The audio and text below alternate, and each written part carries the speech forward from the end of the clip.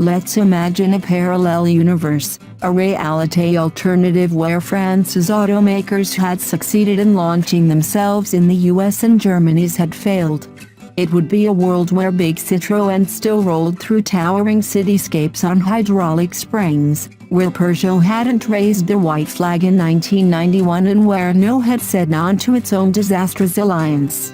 A world where Volkswagens, Audis, and BMWs were seen as far-off exotics and where you could buy a car like the new Peugeot 308 GTI 270 off a dealer's lot in Chicago, Portland, or Poughkeepsie.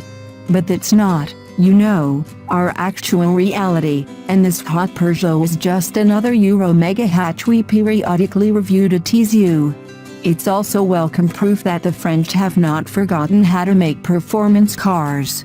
There's certainly a proud heritage to draw on. Volkswagen might have been first to apply the GTI brand to a model. VW now uses all capital letters, but Peugeot made the very greatest of the first wave Euro pocket rockets in the tail-happy 205 GTI, a car that has practically been sanctified by nostalgic gearheads in recent years.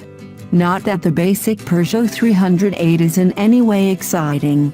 It's a conventional hatchback that's sold in Europe, and some other non-US markets, as a slightly dull rival to the Ford Focus and the VW Golf.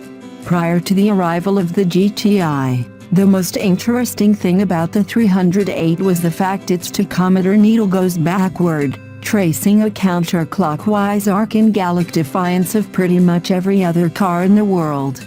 The GTI 270, on the other hand, is definitely interesting.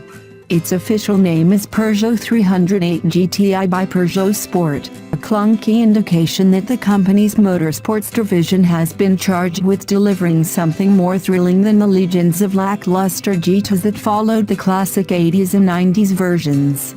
This might trigger expectations that it will be a turned-up-to-11 rally replica, but it's not that. Visually, the GTI 270 is understated to the point of reactionary conservatism, as subtle as French deodorant. That is, unless you specify the compellingly mad option of the coupe French paint, a diagonally split two-tone that makes it look as if the front of a red 308 GTI 270 has been welded to the back of a gray one. In a more traditional single-color scheme, it's distinguished from the basic 308 only by a modest body kit and 19-inch wheels. Get close and you notice that these wheels hide vast brake rotors, gripped by serious-looking Alcon calipers at the front. Yet next to be-winged monsters like the Euro-spec Honda Civic Type R, it's understated to the point of being self-effacing. Yet there's no lack of firepower. The engine is a heavily revised version of the 1.6-liter turbocharged four-cylinder that, as a saw joint W venture powered the previous generation Mini Cooper S. The GTI 270's engine has forged Mala pistons and friction-reducing polymer-coated bearings, helping it to produce 266 horsepower at 6,000 revolutions per minute. Power goes to the front wheels through a 6-speed manual gearbox and a Torsen limited slip differential. Sticky Michelin Pilot Super Sport tires provide the interface with the pavement.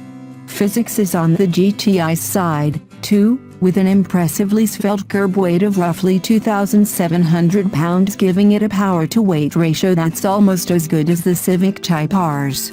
Dynamically, the 308 GTI 270 has the sort of split personality that would make Robert Louis Stevenson consider writing a gothic horror story. The first surprise is the driving position, an apparent confirmation that the ape that used to define the cramped ergonomics of Italian cars has crossed the Alps.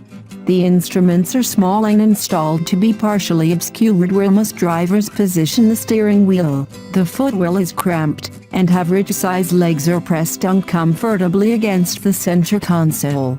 Drive the 308 gently and it feels as you imagine a French car should.